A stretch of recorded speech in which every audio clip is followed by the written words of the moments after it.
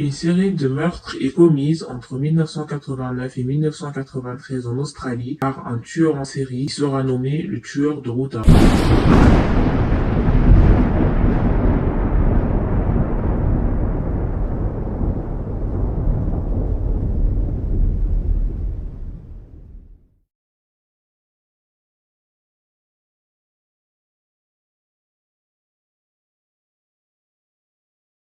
Salut à tous et bienvenue sur Podcast Crime. Aujourd'hui, on va parler d'Ivan Milat, le pire tueur en série australien. Ivan Milat est né le 27 décembre 1944 à Guildford, une banlieue de Perth, en Australie-Occidentale, située à 12 km au nord-est du centre-ville, dans la ville de Swan. Il est membre d'une famille de 14 enfants. Il est le fils de Margaret d'origine australienne et Stjepan Milat d'origine croate. Ses parents ont veillé à la bonne éducation de leurs enfants pour qu'ils soient disciplinés. Ivan avait une fascination pour la chasse et les armes, et à seulement 17 ans, il était déjà connu de la police locale et s'est retrouvé en détention pour mineurs où il a purgé 18 mois pour vol. Seulement 2 mois après sa libération, il a été de nouveau arrêté pour conduite d'un véhicule volé et condamné à 2 ans de travaux forcés. Ivan a également été accusé d'agression par des autostoppeuses en 1971, mais il a été acquitté car l'accusation n'a pas réussi à présenter une preuve convaincante contre lui. En 1975, il a rencontré sa future épouse Karen Duke qui avait 16 ans. Et ils finiront par divorcer car elle a affirmé qu'il avait été violent tout au long de leur mariage. Milat est par la suite devenu routier pour le département des routes principales.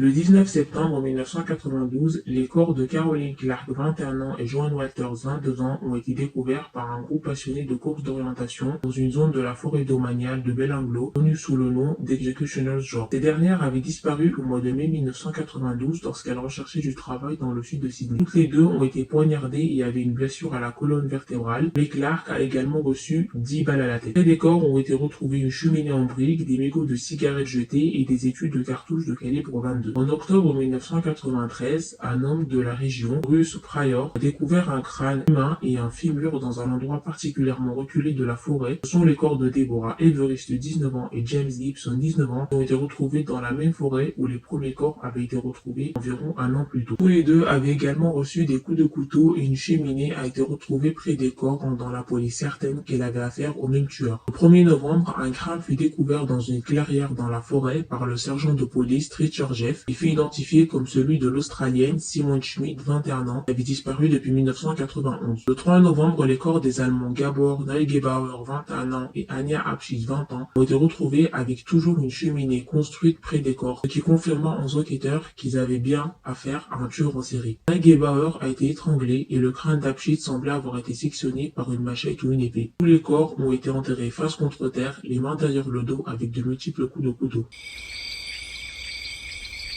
En 1994, l'Anglais Paul Onion, ancien soldat de l'armée britannique, a contacté les autorités australiennes afin d'identifier Ivan Milat comme étant celui qui a tenté de l'enlever le 25 janvier 1990. Il avait accepté une excursion au sud de Sydney avec un homme connu sous le nom de Bill. Au sud de la ville de Mittagong, Bill avait braqué une arme sur Paul Onion et avait réussi à s'échapper. Avec l'aide de Joan Berry, une automobiliste de passage, il avait pu signaler l'agression à la police locale. La police apprend également qu'en 1971, il avait déjà purgé une peine de prison pour l'enlèvement de 2 femmes, et que lui et son frère Richard avaient également travaillé pour un gang de la route le long de l'autoroute entre Sydney et Melbourne. Son frère Richard possédait également une propriété à proximité de Belanglo et avait vendu un 4x4 Nissan Patrol peu de temps après la découverte des cadavres de Clark et Walters. Une source proche du suspect informera aussi la police que ce dernier était obsédé par les armes. Lorsque le lien entre Paul Onion et les meurtres de Belanglo furent faits, la police demanda à Paul Onion de revenir en Australie afin de les aider à l'enquête. À l'aube du 22 mai 1994, 50 officiers de police, dont des agents lourdement armés de l'unité des opérations tactiques, débarquent chez Ivan Milat à son domicile de Sinbar Street à Eaglevale et partageait avec sa sœur Shirley. D'après son frère cadet, était également impliqué dans les meurtres. Les maisons appartenaient à ses frères Richard, Alex et Boris. La perquisition au domicile d'Ivan Milat révéla une cache pleine d'armes, compris un fusil de calibre 22 qui correspondait au type d'arme utilisé dans les meurtres, ainsi que des vêtements, matériel de camping et des caméras appartenant à plusieurs de ses victimes. Shirley a été condamné à une amende de 1000 $ pour avoir caché une arme à feu durant l'enquête. En 1996, son procès débute devant la Cour suprême de la Nouvelle-Galles du Sud où il plaidera non coupable. Le 27 juillet 1996, après un procès de 15 semaines, le jury est revenu après 3 jours de réflexion, déclarant Ivan Milat coupable de tous les chefs d'accusation. Il a été condamné à 6 ans d'emprisonnement pour l'attaque contre Polonion et à 7 peines consécutives d'emprisonnement à perpétuité pour chacun des autres meurtres. Ivan Milat a toujours continué à clamer son innocence. Il a d'abord été incarcéré à la prison de Maitland où il restera près d'1 an. En mai 1997, les autorités ont déjoué une tentative d'évasion orchestrée par Milat et son complice, George Sawas, a été retrouvé pendu dans sa cellule le lendemain matin.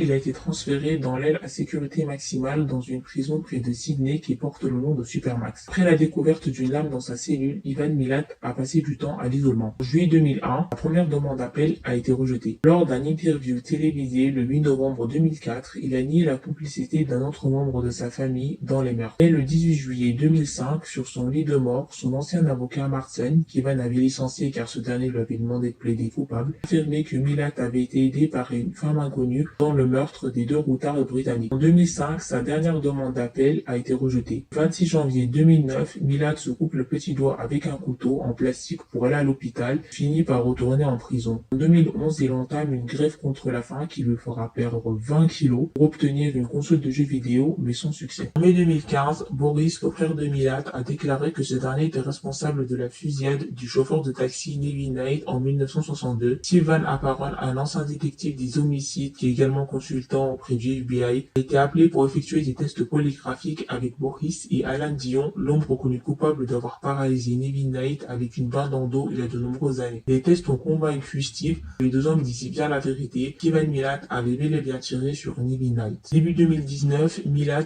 a subi une chimiothérapie pour un cancer avancé de l'œsophage et de l'estomac. Il est décédé le 27 octobre 2019 à l'infirmerie du centre correctionnel de Long Bay, près de Sydney, à l'âge de 64 ans. Cette vidéo est maintenant terminée. Si vous avez aimé cette affaire, n'hésitez pas à liker, partager et vous abonner. On se retrouve très prochainement pour une nouvelle affaire.